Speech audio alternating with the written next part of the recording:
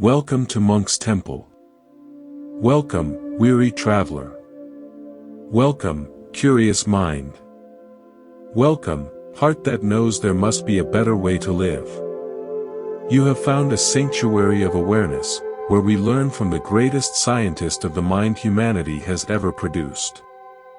We gather to learn from the Supreme Buddha. A question burns in so many hearts. How do I stop my bad habits? How do I break free from patterns that harm me, yet feel impossible to change? Perhaps you know this struggle. Maybe it is anger that erupts before you can catch it. Maybe it is jealousy that poisons your relationships. Maybe it is procrastination that steals your dreams. Whatever form it takes, the question is the same. How do I stop? Today we will walk through the answer together, using the light of the Buddha's timeless wisdom to illuminate the darkest corners of our habits. Let us begin by understanding what a habit truly is. The Buddha would invite us to look deeper than casual definitions. A habit is a deeply grooved pathway in the landscape of your mind. It is a river that has carved a canyon over thousands of repetitions. It is the architecture of your life. Think about brushing your teeth. Do you debate it each morning? Do you summon great courage to lift the toothbrush? No. You simply do it. Your hand moves before your mind is fully awake. This requires no effort because you have done it thousands of times. Repetition creates automaticity. Automaticity creates ease. And ease creates the illusion that this is just who you are. Now apply this to your anger. When rage rises in your chest, do you work at being angry? No. It simply arrives. It feels automatic. It feels like who you are. But the Buddha gently reminds you that this anger is not who you are. It is simply a pathway you have traveled so many times that it now feels like home. You have practiced anger. You have rehearsed it. You have strengthened it with every small irritation you nurtured. You have been feeding this wolf for years. The same is true for jealousy, for craving, for endless wanting. These are all pathways. They are all habits. They are the result of practice. And the bad news is that practice makes perfect, even when what we are practicing is suffering. But here is the most liberating news the Buddha ever taught. If the mind can be trained to create suffering through repetition, it can also be trained to create peace through repetition. The very same mechanism that traps you can free you. What you repeat becomes automatic. What becomes automatic shapes your character. And your character shapes your destiny. So how do we begin? The Buddha was clear. You cannot destroy a bad habit by fighting it. Fighting it gives it energy. What you resist persists. The only way to truly stop a bad habit is to replace it with a good one. You must plant a new seed and water it daily until the new tree is stronger than the old one. Before we go deeper, if these words resonate, please subscribe to Monk's Temple. It is a small act that tells yourself you are committed to this path. Now imagine your mind is a vast garden. Some seeds were planted by you. Most were scattered by the winds of culture and past experience. Some plants are beautiful.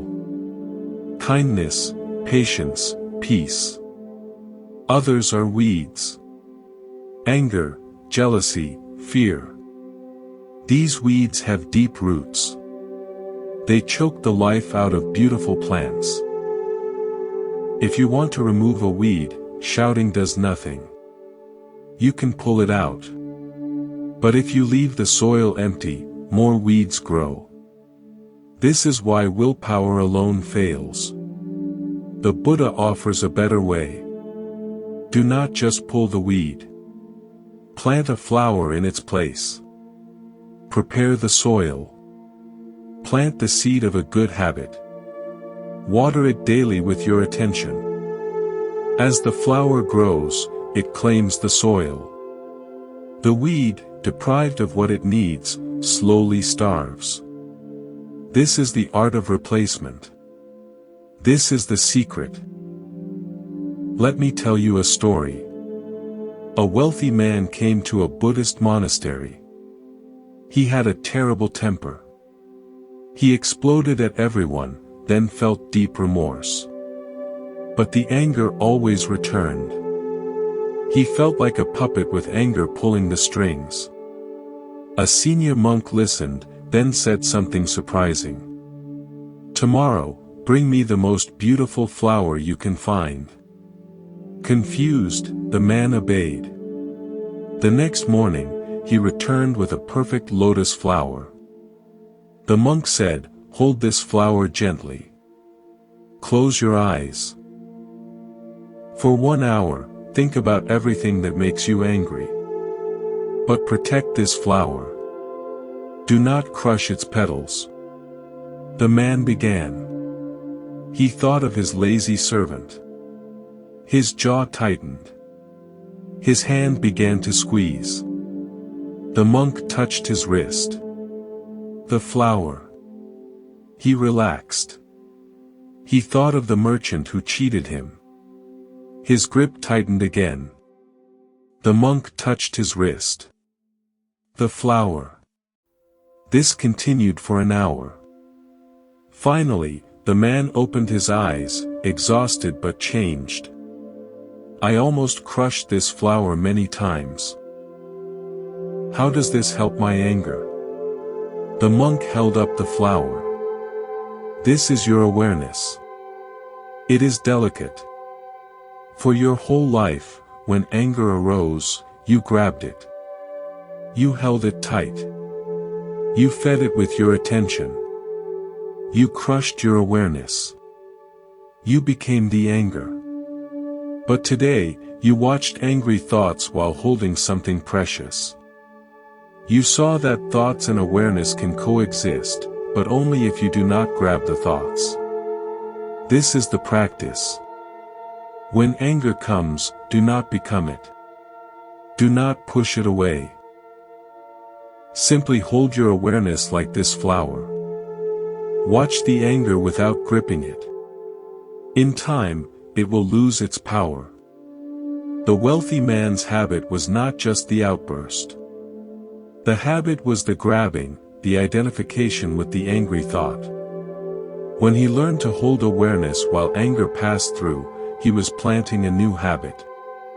The habit of mindfulness. And as this new habit grew, the old habit began to starve. This is where we begin. With awareness. With the delicate flower of mindfulness. In our next part, we will explore exactly how to cultivate this awareness in daily life. Thank you for walking this path. If this teaching has touched you, please share it. Remember, the most important moment is this one. May you be peaceful. May you be free. In our first time together, we learned that a habit is a deeply grooved pathway in the mind. We learned that you cannot fight a bad habit into submission. What you resist persists. The only way to stop a bad habit is to replace it with a good one. Today we explore the precise mechanism the Buddha taught for this replacement. The mind can only hold one thought at a time. This is not philosophy. This is neuroscience. Your conscious mind has limited bandwidth. Only one thought, one emotion, one sensation can occupy the center of the stage at any moment. This is your greatest weapon against any bad habit. When you are fully absorbed in beautiful music, can you simultaneously feel anger? When you are completely focused on someone you love, can you also feel jealousy? No. The mind is a one-thing-at-a-time instrument. The Buddha understood this 26 centuries ago. He taught that the mind cannot dwell in wholesome and unwholesome states simultaneously. This is the secret door to freedom. If you can deliberately place your mind on a wholesome object when an unwholesome habit arises, the habit has nowhere to land. It is like a guest who arrives but finds no chair to sit on. Eventually, the guest stops coming. Let me tell you a story. A young woman in a village suffered from terrible worry. It would wake her at night and keep her company until dawn. She tried to fight it. She told herself to stop worrying. But the worry only grew stronger. One day she met a forest monk. She told him about her suffering. The monk asked, "When worry comes, what do you do?" She said, "I try to push it away. I argue with it." The monk smiled. Imagine a wild dog comes to your door barking loudly. If you open the door and try to push it away, what happens? The dog barks louder. It might bite. But if you simply ignore the dog, if you do not open the door at all, what happens? The dog eventually tires and wanders away. Worry is like that wild dog. When you fight it, you open the door. You give it your energy. Instead, you must keep the door closed. You place your attention elsewhere. You give the mind something else to do. The monk taught her a simple practice. Whenever worry arrived, she was not to fight it. She was to close her eyes and bring full attention to her breath. She was to feel the coolness of air entering her nostrils. She was to feel the warmth of air leaving. She was to make the breath the most interesting thing in the world. The first few times, the worry kept barking. It interrupted her focus. But she persisted. She kept bringing attention back to the breath. Slowly, something remarkable happened. The worry began to fade. Not because she fought it, but because she stopped feeding it. She stopped opening the door. She gave her mind something wholesome to hold, and the unwholesome had nowhere to land. This is right mindfulness. It is simple. But simple does not mean easy. It requires repetition. It requires patience. It requires beginning again thousands of times. Now you might think, this sounds good for worry, but what about my anger, my craving, my procrastination? The principle is exactly the same. Every habit is a guest that only stays as long as you open the door. Your attention is the door. Consider a modern example. You have a habit of reaching for your phone the moment boredom arises. It feels automatic. But what if, in that moment, you reached for your breath instead? What if you felt the air moving for 60 seconds before touching the screen? The first time, it will feel strange. The habit will pull hard. But if you persist, if you repeat this choice, something shifts. You plant a new seed. You build a new pathway. You teach your mind that boredom can be met with presence rather than distraction. You feed the good wolf. There is another layer.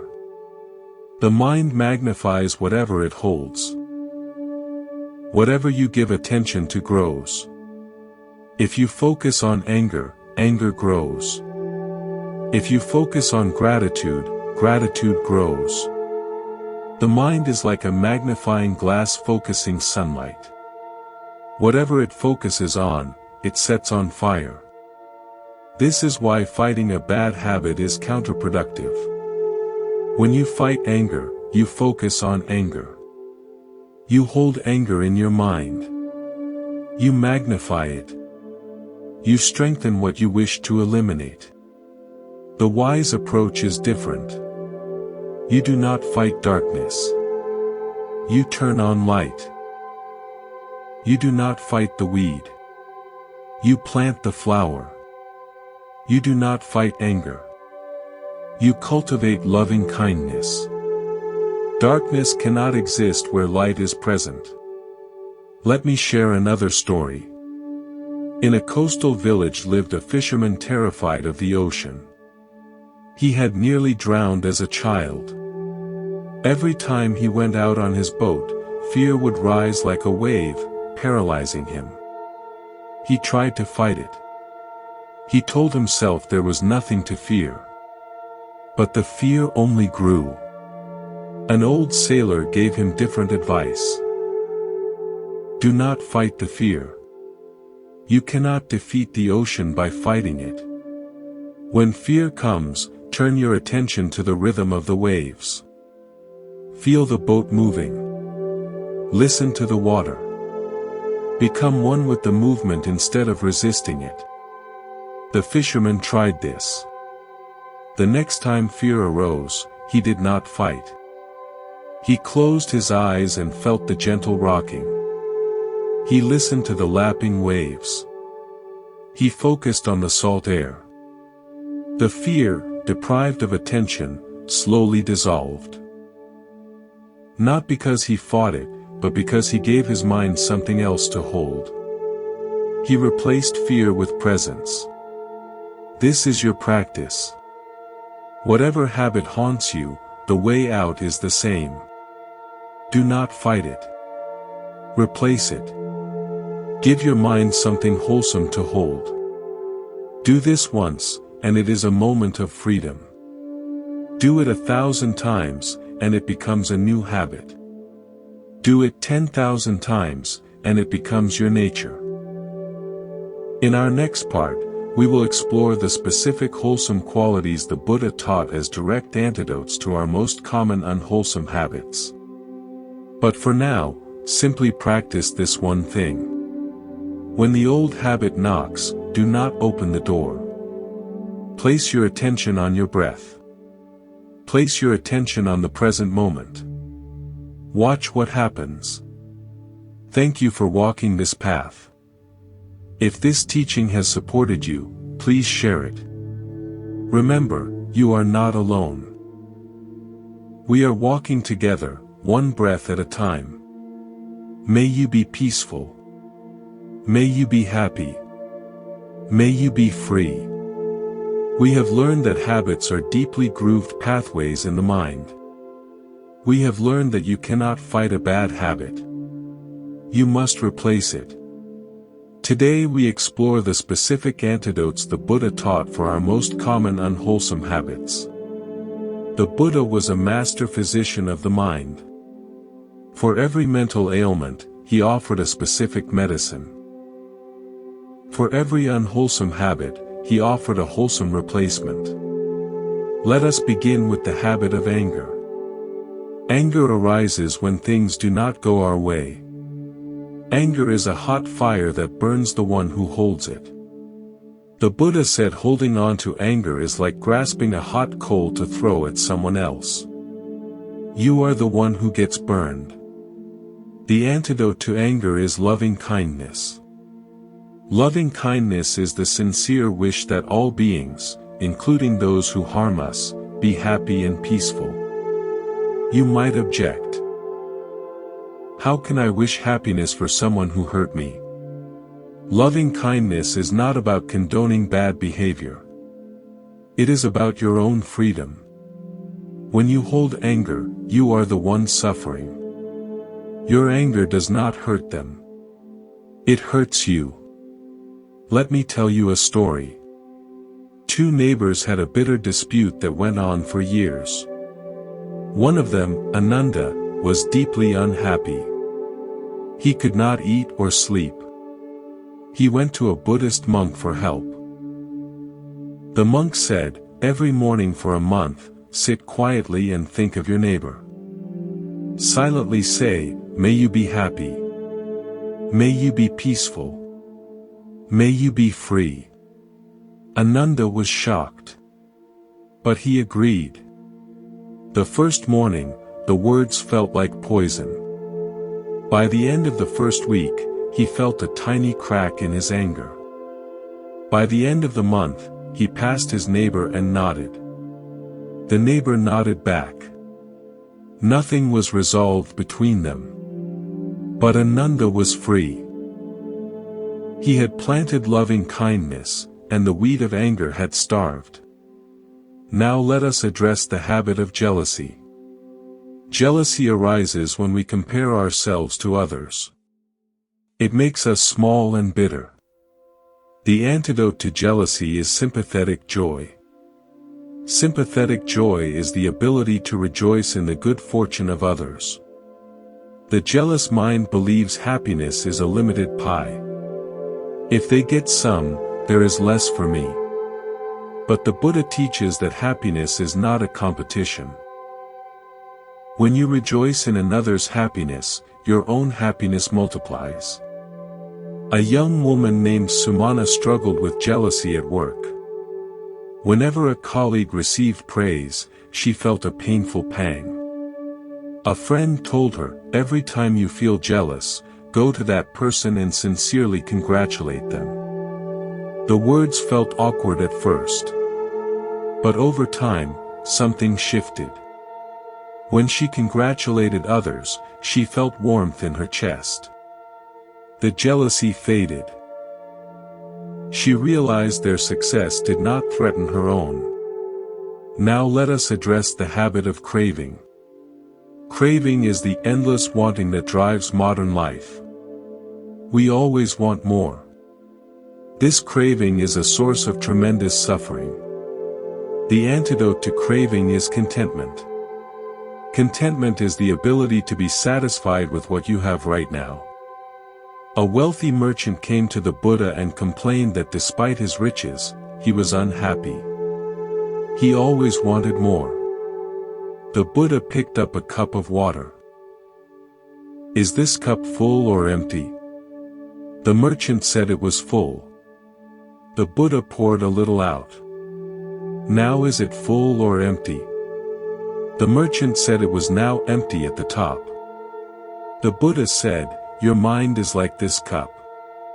When it is full of wanting, there is no room for appreciation. When you pour out the wanting, there is space for contentment.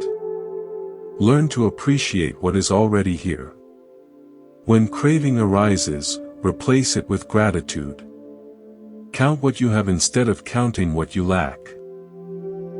Now let us address the habit of laziness. Laziness is the unwillingness to do what needs to be done.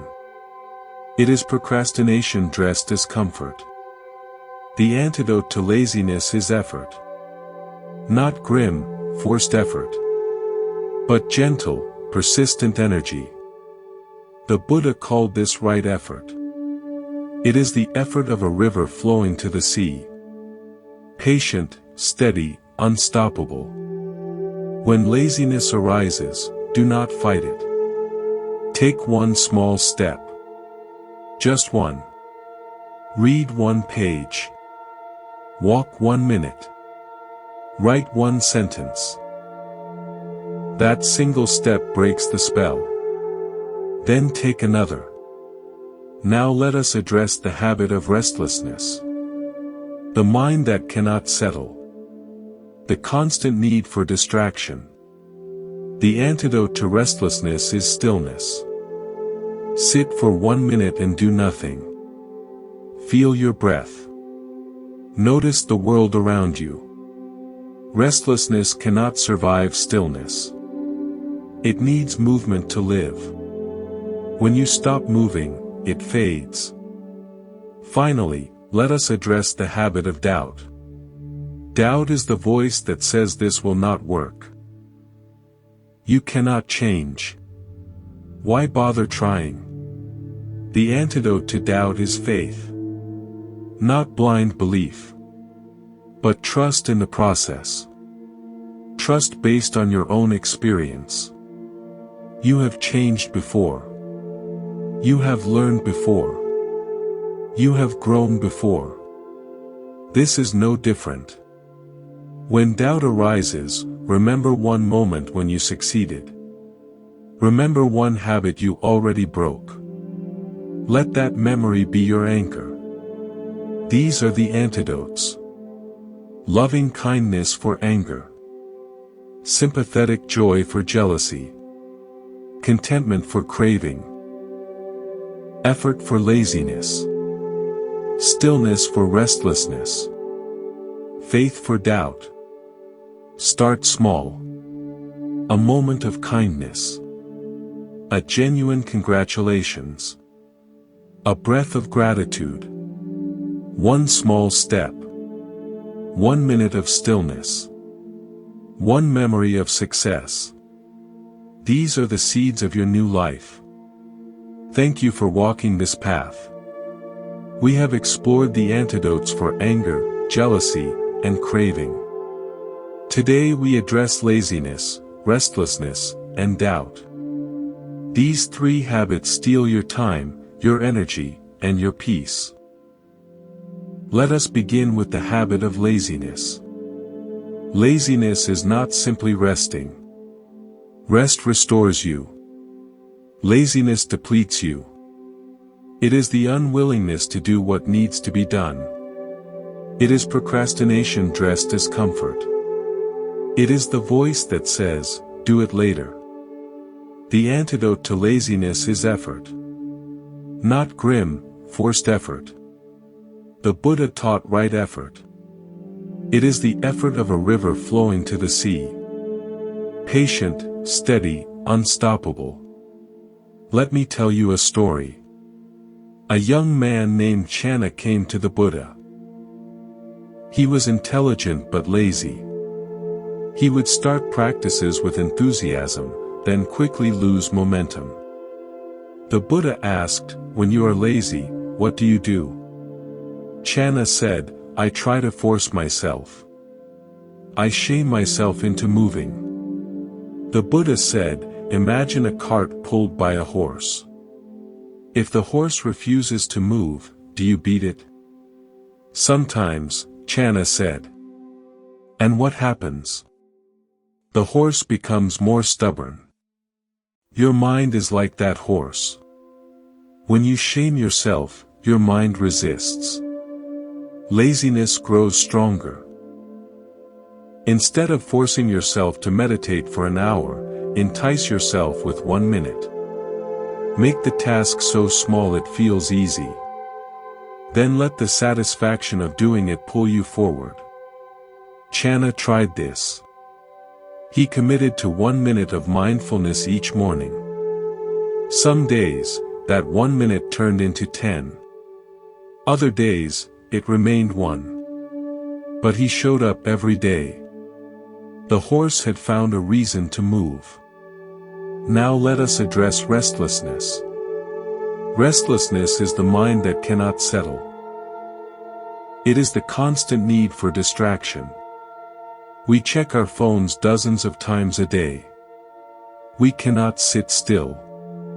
Restlessness is the mind running from itself. The antidote to restlessness is stillness.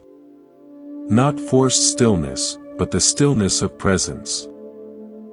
A woman named Kisagotami came to the Buddha. She was wealthy but deeply restless. Her mind jumped like a monkey in a tree. The Buddha said, "Go to the river and bring me a cup of water completely full. Not a single drop spilled." Kisagotami walked slowly, carefully, her eyes fixed on the water. For the first time in years, her mind was completely still. There was no room for restlessness. When she returned, the Buddha smiled. "You see, your restlessness is not permanent. It only arises when your mind wanders without purpose. When you give your mind something precious to hold, restlessness has nowhere to land. When restlessness arises, give your mind something to hold. Hold your breath. Hold the sensation of your feet on the floor. Hold anything with full attention. Restlessness cannot survive presence. Now let us address doubt. Doubt is the voice that says this will not work. You cannot change. Why bother trying? Doubt kills dreams before they are born. The antidote to doubt is faith. Not blind belief. Faith based on your own experience. Trust in the process because you have seen it work before. A farmer came to the Buddha. He was skeptical about everything. He said, "I have tried so many things to be happy. Why should your path be any different?" The Buddha asked, "Have you ever planted a seed?" The farmer said yes. When you plant a seed, do you dig it up the next day to see if it has grown? The farmer laughed. Of course not. That would kill it. You must water it and wait. The Buddha said, the mind is the same. When you plant the seed of a new habit, you cannot dig it up with doubt. You must water it with patience and wait. Trust the process because you have seen seeds grow before. You have changed before. This is no different. When doubt arises, remember one thing you have already changed. Remember one habit you broke. Let that memory be your anchor. There is also the habit of impatience. Impatience is the refusal to let things unfold in their own time. It is the demand that results come now. The antidote to impatience is patience. Patience is not passive waiting. It is active trust. It is knowing that the seed you planted is growing even when you cannot see it.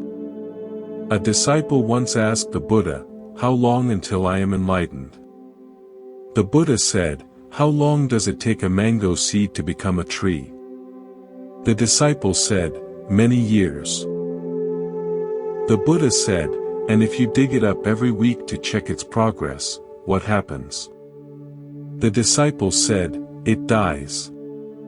The Buddha said, "Then let it grow. Water it. Trust it. It will bear fruit in its own time." Your new habit is that seed. Water it daily. Do not dig it up with impatience. Trust the process. Finally, there is the habit of self-judgment. When you slip, when you fall back into the old habit, the judging mind attacks. You are weak. You failed. You will never change. The antidote to self-judgment is self-compassion. The Buddha taught that kindness toward yourself is the foundation of all growth.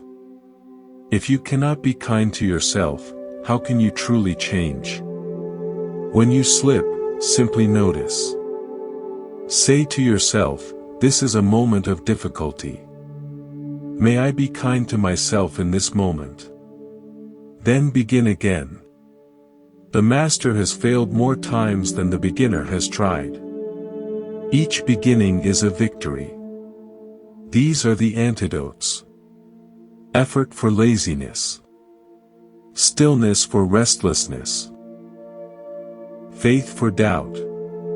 Patience for impatience. Self-compassion for self-judgment.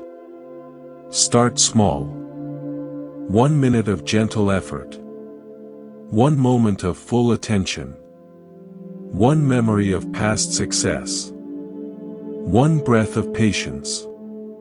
1 word of kindness to yourself. These are the seeds of your new life. Thank you for walking this path. We have explored the antidotes for many habits. Today we address something deeper. Today we explore the ground in which all habits grow. We explore the nature of attention itself. The Buddha made a revolutionary discovery. He discovered that attention is not just something you have. Attention is something you cultivate. It is a muscle. It can be strengthened. It can be trained. And the quality of your attention determines the quality of your life. Most people live with scattered attention. Their minds jump from thought to thought, from past to future, from worry to plan. This scattered attention is the soil in which bad habits thrive. When your attention is scattered, you act on autopilot. You reach for the cigarette before you know you are reaching. You speak the angry word before you feel it forming. You scroll mindlessly for hours because your attention has no anchor. The Buddha taught that the way to break bad habits is to train your attention. To make it strong. To make it steady. To make it present. He called this practice mindfulness. In the ancient language, it is called sati. Let me tell you a story. There was once a warrior who came to the Buddha. He was skilled in battle, but he could not control his own mind. His anger would erupt. His cravings would consume him. He felt defeated by his own habits.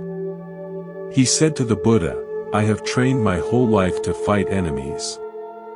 But I cannot defeat the enemy within. Teach me to fight." The Buddha said, "I will teach you, but first you must understand something. The enemy within is not an enemy. It is a neglected friend. Your anger is not trying to harm you. It is trying to protect you. Your craving is not trying to destroy you. It is trying to comfort you. They have become distorted because you have not paid attention to them. They are like children acting out because they are not seen." The warrior was confused. "So I should not fight my anger?" The Buddha picked up a bow. "When you shoot an arrow, where do you look?" The warrior said, "At the target." The Buddha said, "Exactly. You do not look at the bow. You do not look at your hand. You look at the target. In the same way, do not look at the anger. Do not fight it. Look at the target." What is the target? The target is your breath. The target is the present moment. Place your attention there, and the anger will have no power. This is the essence of mindfulness training. You do not fight the habit. You place your attention elsewhere. You strengthen your attention so it can hold steady, even when the old habit pulls. Let me share another story. A monk was walking through a forest with his student. They came to a river. The river was wide and flowing fast. The student said, "How do we cross?" The monk said, "We do not cross the river. We cross our fear of the river. The river is not the obstacle. The mind's reaction is the obstacle." The student did not understand. The monk continued, "Your bad habits are like this river.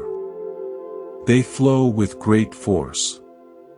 If you try to fight the current, you will tire and drown. But if you learn to float, if you learn to be present with the current without being swept away, you can cross safely." Mindfulness is learning to float. It is being present with the habit without being controlled by it. How do you learn to float? You practice in shallow water. You practice with small habits first. You practice with the urge to check your phone. You practice with the impulse to speak sharply. You practice with the craving for a snack you do not need. In these small moments, you train your attention. You learn to notice the urge without acting on it. You learn to float. Let me give you a practice. For the next 7 days, choose one small habit to observe. Not to change. Just to observe. Perhaps it is the habit of reaching for your phone first thing in the morning. When you wake up, do not grab it immediately. Just notice the urge. Feel it in your body. Where is it located? Is it a tension? Is it a pulling sensation? Just observe for 30 seconds. Then, if you still want to reach for it, do so. But you have practiced. You have strengthened your attention muscle. This simple practice changes everything. You are no longer a slave to the urge. You are its observer. And what you observe, you are not controlled by. The Buddha said, in the seen, there is only the seen. In the heard, there is only the heard. In the sensed, there is only the sensed. This means that when you see with pure attention, without adding stories, without judgment, without reaction, you are free. The habit loses its power because you are no longer feeding it with your reaction. Let me tell you one more story. A woman came to the Buddha in great distress. She said, I have tried everything to stop overeating. I have made vows. I have punished myself. Nothing works. The food controls me. The Buddha said, the next time you eat, I want you to do something. Put a small piece of food in your mouth. Then put down your utensil. Do not pick it up again until you have chewed that piece completely. Feel every sensation. The texture. The taste. The movement of your jaw. The moment of swallowing. Then, only then, pick up your utensil for the next piece. The woman tried this. For the first time in years, she actually tasted her food. She noticed that she stopped eating sooner because she was satisfied. She noticed that the frantic urge to eat had been about distraction, not hunger. She had trained her attention on the act of eating, and the habit began to dissolve. This is the power of mindfulness. It brings you out of the trance of habit and into the reality of the present moment. And in the present moment, you have choices. In the present moment, you are free. In our next part, we will explore how to integrate all these teachings into a daily practice. We will explore how to create a life where good habits naturally flourish and bad habits naturally fade. But for now, practice this one thing. Choose one small habit and observe it with full attention. Do not judge. Do not fight. Just observe. This is the beginning of freedom. Thank you for walking this path. We have explored many teachings. We have learned about the nature of habits and the antidotes for specific unwholesome patterns. Today we bring everything together. Today we explore how to create a daily practice that transforms your life. The Buddha did not teach philosophy for entertainment. He taught a path. A path requires walking. A path requires daily effort. Not heroic effort, but consistent effort. The most powerful force in the universe is not a dramatic event. It is small things done consistently over time. A single drop of water does nothing. But drops repeated endlessly carve the Grand Canyon. Let me tell you a story. A young monk came to his teacher and said, I have been practicing for months and I do not see any progress. I still get angry. I still crave. I still feel restless. What am I doing wrong? The teacher did not answer directly. Instead, he picked up a rope and placed it on the ground. He said, "Try to break this rope." The young monk pulled on it. He twisted it. He stomped on it. The rope would not break. The teacher then picked up a single strand of thread. He held it up. "Can you break this?" The young monk easily snapped the thread. The teacher said, "Your effort is like trying to break the rope. You expect immediate results. But the rope is made of thousands of threads twisted together. Your habits are the same. They are thousands of repetitions twisted together over years. You cannot break them in a day. But each moment of mindfulness, each choice to feed the good wolf, is like breaking one single thread. Alone, it seems insignificant. But over time, the rope weakens. One day, with one more thread broken, the rope will snap. That day, you will be free. This is the wisdom of daily practice. You do not see results immediately. But every moment counts. Every breath of mindfulness weakens the old habit and strengthens the new. So what does daily practice look like? Let me offer you a simple framework. The Buddha called it the 5 reminders. These are 5 things to bring to mind each day. They anchor your practice in wisdom. First, remind yourself that you are of the nature to grow old. You cannot escape aging. This is not morbid. This is motivating. It reminds you that time is precious. Do not waste it on habits that harm you. Second, remind yourself that you are of the nature to become ill. Health is fragile. Each day of well-being is a gift. Use it wisely. Third, remind yourself that you are of the nature to die. Death is certain. The time of death is uncertain. This reminder cuts through procrastination. It helps you choose what matters. Fourth, remind yourself that everything you love will change. All things are impermanent. Clinging causes suffering. Practice letting go. Fifth, remind yourself that you are responsible for your actions. Your thoughts, words, and deeds shape your life. No one else can do this for you. This is empowering. It means you have the power to change. These 5 reminders are not meant to depress you. They are meant to wake you up. They bring you into the present moment where real life happens. Let me tell you another story. A wealthy man came to the Buddha. He had everything. Money, family, status. But he was deeply unhappy. He said, "I have all these things, yet I feel empty. What is wrong with me?" The Buddha did not give him a teaching.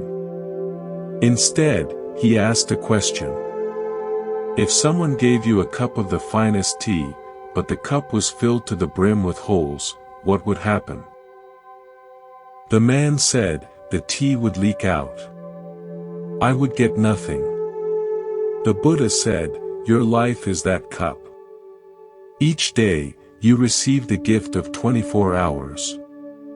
But your mind is full of holes. The holes are your distracted habits. Your anger. Your craving. Your restlessness. The tea of life leaks out through these holes. You feel empty not because you lack things, but because you are not present for your own life." The man understood. He began to practice mindfulness. He learned to plug the holes with presence. Over time, he began to taste his life for the first time. This is your practice. Each day, You receive the gift of 24 hours. Do not let it leak away through the holes of old habits. Plug the holes with presence. Here is a simple daily practice you can start today.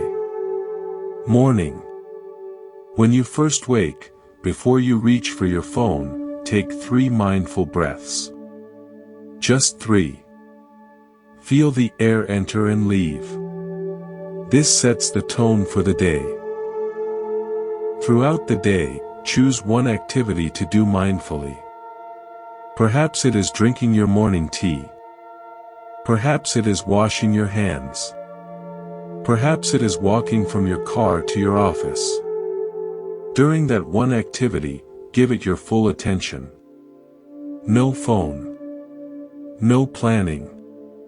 Just the activity itself. Evening. Before sleep, take a few moments to reflect. Ask yourself 2 questions. What habit did I feed today? What habit could I feed better tomorrow? No judgment. Just gentle reflection.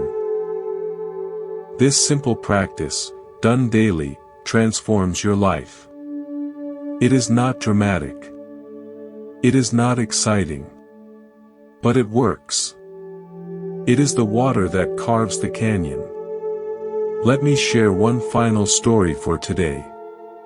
An old woman came to the Buddha. She was illiterate. She had no time for long meditation. She had to work to survive. She said, "I want to practice, but I have no time. What can I do?" The Buddha said, "Do you cook rice?" She said yes, every day. The Buddha said, "When you wash the rice, be fully there. Feel the water. Feel the grains. When you light the fire, be fully there. Feel the warmth. See the flame. When you eat, be fully there. Taste each bite."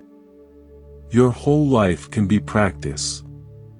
You do not need more time. You need more presence in the time you already have. This is the beauty of the Buddha's teaching. It is not separate from life. It is life itself, lived fully, consciously, freely. In our final part, we will explore the ultimate freedom. The freedom that comes when the new habits are so strong that the old ones no longer arise. But for now, practice these small daily disciplines. They are the threads that will one day become a rope strong enough to pull you into freedom. Thank you for walking this path. We have walked far together. We have explored the nature of habits. We have learned specific antidotes. We have established a daily practice. Today we approach the final destination. Today we explore what the Buddha called the end of suffering. Today we explore freedom. Freedom is not what you think. Freedom is not the absence of habits. Freedom is not a life where you never feel anger, never feel craving, never feel laziness. That is impossible. You have a human body. You have a human mind. These experiences will arise. They are part of life. The freedom the Buddha taught is different. It is freedom from being controlled by these experiences. It is the freedom to have anger arise without becoming angry. It is the freedom to have craving arise without being compelled to act. It is the freedom to watch the mind's weather without being caught in the storm. Let me tell you a story. A great king came to visit the Buddha. He had heard of this man who claimed to be free. The king wanted to see for himself. He brought his entire court. He brought his finest soldiers. He brought musicians and dancers. He wanted to test the Buddha's freedom. When he arrived, he saw the Buddha sitting under a tree, completely at peace. The king said, "I have brought all these distractions. Do they not disturb you?" The Buddha smiled. "That is like asking if the moon is disturbed by dogs barking. The dogs bark. The moon continues to shine." The king was confused. He said, "But you are a man. You have feelings. You have desires. How can you not be disturbed?" The Buddha picked up a cup. He said, "This cup was once clay. It was shaped by a potter. It was fired in a kiln. Now it holds water perfectly. But if it breaks, it cannot be put back together. My mind is like this cup. It has been shaped by practice. It has been fired in a kiln of mindfulness. Now it holds whatever arises without leaking. Anger arises. It does not leak into action. Craving arises. It does not leak into grasping. The mind holds the experience and lets it pass. This is freedom. This is the goal of all our practice. To shape the mind so it can hold any experience without being controlled by it. Let me tell you another story. A fisherman lived near the ocean. Every day he went out in his small boat. Some days the water was calm. Some days it was rough. Some days storms came. The fisherman did not control the weather. He controlled how he navigated it. One day a young man asked him, "Are you not afraid of the storms?" The fisherman said, "Of course I am afraid. Fear arises. But I have learned to sail in all weather. I do not need the ocean to be calm. I need to know how to handle my boat. Your mind is the boat. The habits are the weather. You cannot control what arises. You can learn to sail." The Buddha taught that the highest freedom is not reached by escaping the world. It is reached by being fully in the world, fully awake, fully present, and completely untangled. It is the freedom of the lotus flower. The lotus grows in muddy water. Yet it rises above the mud and blooms perfectly. It does not reject the mud. It grows from it. It uses the mud as fertilizer. Then it rises above. Your bad habits are the mud. They are not your enemy. They are your fertilizer. They are what you grow from. Each moment you struggle with anger teaches you something about patience. Each moment you wrestle with craving teaches you something about contentment. The mud is necessary for the lotus. Let me share a story about a famous master. A student came to him and said, "I have been practicing for years. I still have bad habits. I still get angry. I still feel jealous. I am a failure." The master laughed. He said, "Do you think the Buddha had no thoughts? Do you think he felt no anger, no craving? Of course he did. He had a human body. He had a human mind. The difference is not what arose in him. The difference is what he did with what arose. He let it arise. He let it pass. He did not grab it. He did not feed it. He did not become it." The student said, "So the goal is not to eliminate thoughts and feelings?" The master said, "The goal is to stop being their slave. The goal is to be the sky, not the weather. The sky holds the storm, but the sky is not damaged by the storm. The storm passes. The sky remains. This is your practice. Become the sky. Watch the weather of your mind with gentle awareness. The anger comes. You see it. You do not become it. The craving comes. You see it. You do not feed it. The jealousy comes. You see it. You do not act on it. Then it passes. And you remain peaceful, free. Let me tell you one more story. A woman came to the Buddha after years of practice. She said, "I have done everything you taught. I have practiced mindfulness. I have cultivated loving kindness. I have replaced bad habits with good ones. And still, sometimes, the old habits arise. Why?" The Buddha said, "When you plant a garden, do the weeds ever stop growing?" She said, "No. Weeds always come. You must tend the garden every day." The Buddha said, "Exactly. Freedom is not a destination you reach and then stop.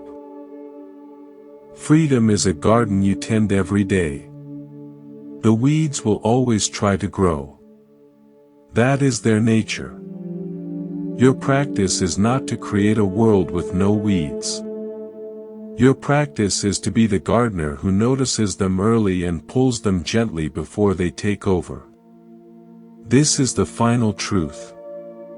There is no end to practice. There is no finish line. There is only the continuous, gentle, loving work of tending your mind. And in that tending, you find freedom. Not freedom from the weeds, but freedom in the midst of them. You are the gardener. You are the sky. You are the lotus. And you are already free. You have just forgotten. The practice is remembering. Thank you for walking this path. Please confirm if you want me to continue with part 8. We have explored the nature of habits, the specific antidotes, the power of daily practice, and the true meaning of freedom. Today we address the final piece. Today we explore how to sustain your practice for a lifetime. Because the path does not end. It deepens. Many people begin a spiritual practice with great enthusiasm. They meditate. They replace habits. They feel peaceful.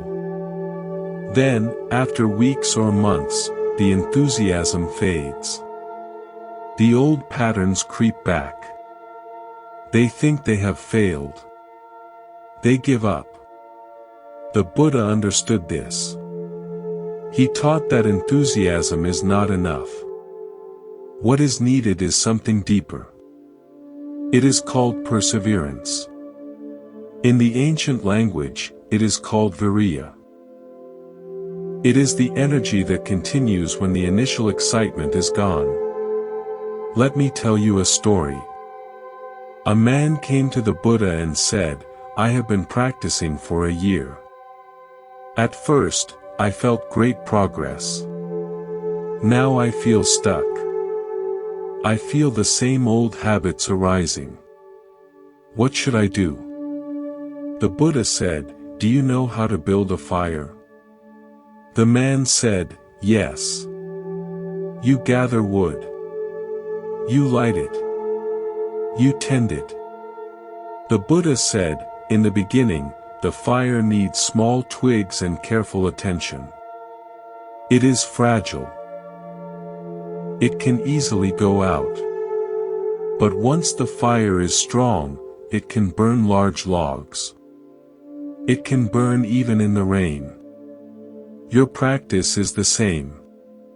In the beginning, you needed enthusiasm. You needed clear results to keep going. That was the time of small twigs. But now the fire is stronger. Now you can burn the large logs of deep habits. This feels like being stuck because the work is harder. But you are not stuck. You are deepening. Do not give up. Add more fuel. The fire will grow.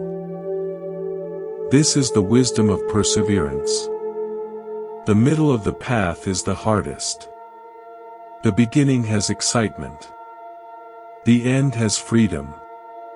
The middle has only steady effort. This is where most people quit. This is also where transformation happens. Let me tell you another story.